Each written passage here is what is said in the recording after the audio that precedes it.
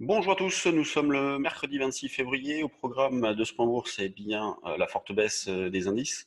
On en est à 8% avec le CAC qui a atteint les 5600 hier, le DAX les 12 600. Donc on va voir ce qu'il est possible de faire sur les niveaux de prix actuels. L'eurodoll qui rebondit un petit peu, donc ça faisait longtemps que c'était pas arrivé. On a des petits rebonds de quoi vendre, donc on arrive pas mal à faire des là en ce moment. Et on reviendra sur les résultats d'entreprise, donc il y en a pas mal là, ce matin. Et on reviendra notamment sur ceux d'Hermès qui sont canons. Vente record pour 2019, donc on en parlera à la fin de ce point bourse. Commençons par le CAC qui est actuellement à 5638 points. Donc hier, je vous disais, on a coté hors séance les 5006, donc une première fois à 20h40 et puis ensuite vers 21h30. Donc ça fait quand même beaucoup, un sacré retracement avec une succession de gaps. Vous voyez, quand on affiche l'indice CAC, donc le gros gap est bien évidemment de lundi, un nouveau ce matin, donc pression maximum. Donc nous, on continue bien évidemment de travailler vendeur en intraday. Donc autant lundi, c'était un petit peu galère et on en profitait surtout sur nos soldes de vendeurs. Autant hier, on a eu la possibilité de vendre dans de bonnes conditions. Parce que vous voyez, nous, sur le trade du jour dynamique, eh bien, on a proposé de vendre dans la zone des 65-70, donc en milieu de journée. Et derrière, on a eu un retracement très important. Et c'est vrai que ce matin, bon, ben, ça se poursuit, hein. Donc là, on en profite surtout sur les achats de poudre que nous avions fait précédemment. Et c'est d'ailleurs, j'ai fait un petit commentaire ce matin à nos abonnés trade du jour dynamique pour bien leur rappeler que ces poudres-là, on est sur des niveaux d'allègement, donc il faut penser à bouger.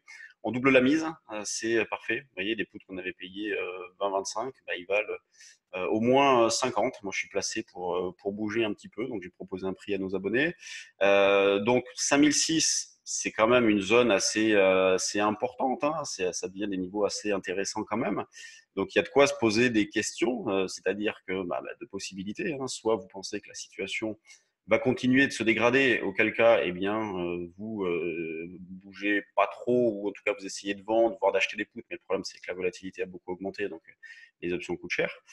Soit vous pensez que on va avoir les banques centrales qui vont revenir sur le devant de la scène avec une confiance qui peut repartir. Vous voyez, si on a une petite accalmie du côté du coronavirus, on aura les mêmes ingrédients qui ont porté les marchés ces derniers temps qui referont surface. Donc, auquel cas, eh bien, on est sur des niveaux sur lesquels il est possible de faire des choses. Alors, notamment sur les options, c'est vrai que je parle pas mal d'options parce que en termes de directionnel, c'est vendeur, donc on cherche à vendre sur des rebonds, mais sur des options, il est possible de faire des choses. Donc, vendre des puts, acheter des calls. Donc, faut bien avoir conscience de ce que vous faites et du fonctionnement de ce marché-là. Donc, nous, sur des ventes, on va essayer de le faire. Alors, déjà, un petit niveau a été atteint, hein, la résistance 55-60. Pour l'instant, moi, je suis placé un petit peu plus haut, mais je vous avoue que là, je préfère plutôt bouger sur des options que j'ai achetées. Là, je travaille plus en débouclement de position plutôt qu'en ouverture de stratégie. Donc, vendre sur des rebonds, 55-60 pour un niveau proche. Après, il y aurait la zone des 70, 80 aussi qui serait exploitable. Bien évidemment, et au vu de la baisse, on ne peut pas faire l'impasse sur une reprise technique qui pourrait être un petit peu marquée. Mais pour l'instant, la pression reste maximum. Le gap de ce matin va dans ce sens-là également. Donc, vente systématique sur des rebonds, sur des contre-signaux. Hier, ça a bien fonctionné. Pour ceux qui connaissent notre méthode de travail, il y a eu une succession de configurations intéressantes à exploiter avec des stops extrêmement proches. Le DAX, lui, je vous disais, a atteint les 12 600. Donc, là aussi, hein, la tendance est baissière, bien évidemment. On vend sur des rebonds. Ce matin, nous avons proposé comme niveau de vente sur le DAX 700, voilà, la zone des 800, vous voyez ici. Donc c'est vrai que ça fait un petit peu loin partant de 12 630, mais on n'est pas pressé non plus. Avant, on aurait ce niveau de 750, les plus hauts de cette nuit, et puis de cette nuit. Ouais. Et sinon, au-dessus, c'est 790, 810 la résistance. L'eurodoll, donc je vous disais, rebondit actuellement, donc c'est plutôt pas mal. Donc on a pu vendre notamment sur un 0,8 60-65. Vous voyez, donc avec des retracements derrière. Encore là, pendant le live de lundi soir, je proposais de vendre aussi. Derrière, on a eu un retracement, donc il a fallu être un peu patient, parce que le retracement a eu lieu hier matin, mais on a eu un retracement de 30-40 pips. Et donc là, on a atteint les 1,0890, qui était le niveau que j'évoquais avec vous hier et que j'ai proposé aux abonnés à traite du jour Eurodoll. Donc on a atteint les 1,0890. Bon, derrière, il ne se passe plus grand-chose, mais on a pu faire un petit écart pour ceux qui le souhaitaient. Là, je regarde les options. Est-ce que ça va passer? Il y a un peu de marge encore. Sur les valeurs, donc on va regarder ce qui se passe du côté des actions avec donc là, un trou d'air sur Suez, mais commençons par les valeurs du CAC. C'est Airbus la plus forte baisse qui perd 2,5. Danone la plus forte hausse qui prend 1,8. Pour le reste, vous voyez, il n'y a pas de panique non plus. Cette baisse est assez particulière. C'est vraiment une addition de plein de petits flux plutôt qu'un gros flux vendeur de conviction. Et bon, bah, sur les actions, il y a eu des arbitrages avec notamment des ventes ciblées sur des valeurs un peu sensibles. Et c'est toujours pareil, hein, donc bon, bah, il y a des valeurs qui, alors, sensibles, liées notamment et exposées à l'Asie, comme par exemple le secteur du luxe. Mais il y a toujours des phénomènes de sous-performance qui sont en place. Hier, c'était les bancaires qui étaient pas terribles du tout. C'était les plus fortes baisses de l'indice.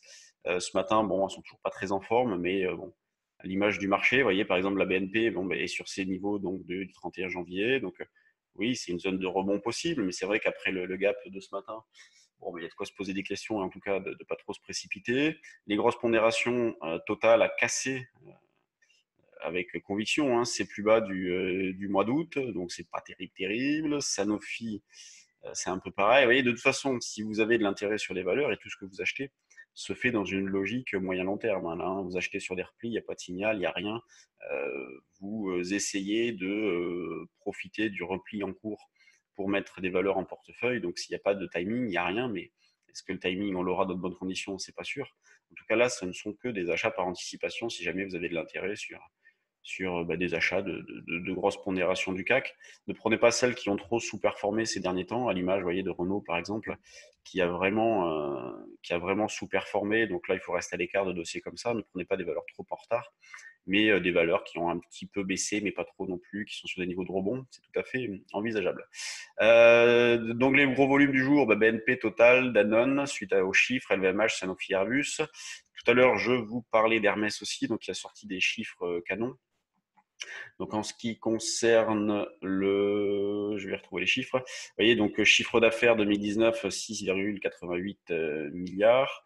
C'est supérieur à ce qui était attendu. Et en ce qui concerne les perspectives, le patron a indiqué qu'il était trop tôt pour savoir à quel moment les ventes rebondiront et donc de connaître l'impact du coronavirus aussi. Donc Hermès fait pas grand-chose, c'est-à-dire qu'elle est beaucoup bien performée, beaucoup montée avant, et là elle revient un petit peu en arrière, c'est pas bien méchant et 0,5 de baisse et on arrive sur des niveaux de rebond possible. Vous voyez la zone 640, 660, alors je vous donne une grosse zone, hein, mais 640, 660, c'est une zone d'achat par anticipation possible. Bon, ben, je vais vous laisser. Donc, on a mis en ligne notre calendrier de nos stages à venir, donc sur les mois de mars, avril, mai et juin, me semble-t-il. Donc, il y a une alternance Paris-Bordeaux. Donc, si vous avez de l'intérêt pour l'un de nos stages, n'hésitez pas à nous contacter, à nous envoyer un petit mail, à nous appeler. Nous restons à votre disposition. Vous avez le live aussi de lundi soir qui circule, donc qui est en replay sur notre chaîne YouTube. Donc c'est une présentation de ce que nous faisons, qui nous sommes, ce que nous faisons, notre philosophie. Donc si vous avez de l'intérêt, vous pouvez le regarder. Moi je vous laisse, je vous souhaite une bonne séance. C'est un peu chaud en ce moment, il y a plein de choses à faire, c'est très sympa. Et puis à demain. Salut.